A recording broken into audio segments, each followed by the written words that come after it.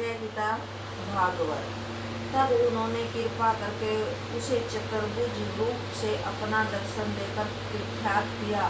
उस समय सब नाग पत्नियां रुदन करती हुई उनके सामने हाथ जोड़कर स्तुति करती हुई इस प्रकार कहने लगी कि हे दीनानाथ, आप तीनों लोगों के संपूर्ण जीवों को उत्पन्न करने वाले हैं। आपने अधर्मियों को मारने तथा पृथ्वी का भार उतारने के लिए अपनी इच्छा से अवतार लिया है। इस संसार में जो मनुष्य आपका ध्यान धरता है अथवा आपकी भक्ति करता है, वह संसार सागर से पार उतरकर मुक्ति पद को पा लेता है। जिस प्रकार अनजाने से अमृत पीने से भी मनुष्य अमर हो जाता है, उसी प्रकार आपके ध्यान की महिमा भी समझनी चाहिए। हे प्रभु, हमारे पति के अभिमान तथा अज्ञान के वसूदूत होकर आपको पहचान नहीं था, इसीलिए उसे अपने किए का दंड भोगना पड़ा है। परंतु आपका दर्शन पाने के कारण वह भी कृतार्थ अवश्य हुआ है। जब तप करने पर भी आपके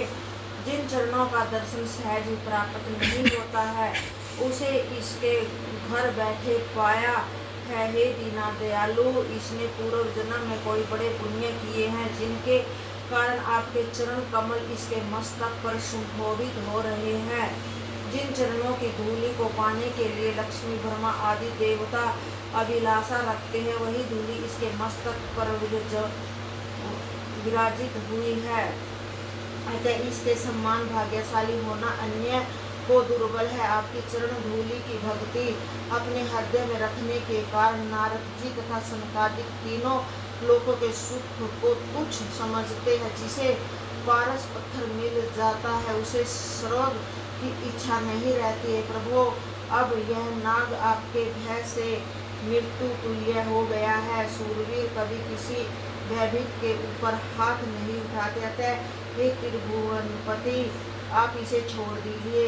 हे परीक्षित, जब नाग पत्नियां इस प्रकार स्तुति की, तब श्री श्याम सुंदर जी प्रसन्न होकर कालिया नाग के मस्तक से नीचे कूद पड़े। उसी समय कालिया नाग ने उन्हें दंडवत करते हुए इस प्रकार प्रार्थना की कि हे महाप्रभु, मुझसे अनजाने में जो अपराध बन पड़ा है, उसके लिए आप अक्षमा कर देने की कृपा करें। मैं विष से परिपूर्ण तामसी स्वभाव का प्राणी हूँ, इसलिए मैंने आपके ऊपर अपना फन चलाया था। हे प्रभु, ब्रह्मा आदि देवता भी आपके भेद को शीघ्र नहीं जान पाते, फिर भला मैं मूर्ख आपको किस प्रकार जान सकता हूँ।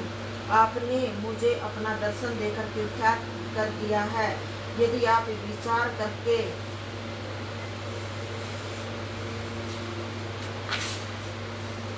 देखो तो मेरा कोई अपराध नहीं है, क्योंकि आपने मेरी जाति का स्वभाव ही ऐसा बना दिया है। नाथ, मैंने अपने स्वभाव के अनुसार आपके ऊपर फन चलाया था। अब आप मुझे अपनी शरण में रखिए। मेरा मस्तक धन्य है, जिसके ऊपर आपके चरण कमल सुशोभित हुए हैं। लक्ष्मी जी जिन चरणों को आठों पैर आपके हृदय से लगाए रहती है, अपने हृदय से लगाए रहती है, ब्रह्मा आदि देवता जिनका दिन रात ध्यान करते हैं, जिनके द्वारा तीनों लोकों का कृतार्थ करने वाली गंगा की उत्पत्ति हुई है, वे चरण मेरे मस्तक पर विराजे हैं।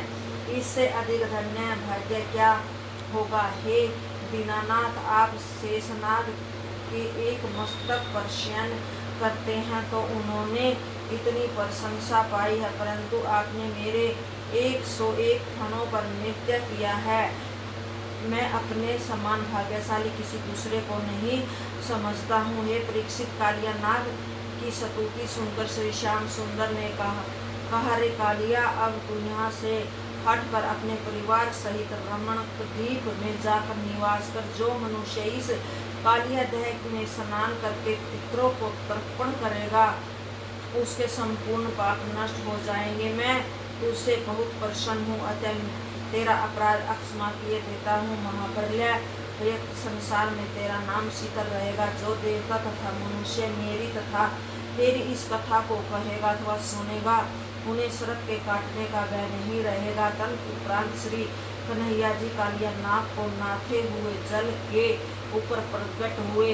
हे परीक्षित, श्री कृष्णचंद्र जी के दर्शन पाते ही नंद, यशोदा तथा अन्य सब वृंदावासी ऐसे प्रसन्न हुए मानो मृतक शरीर में प्राण लौट आए हों।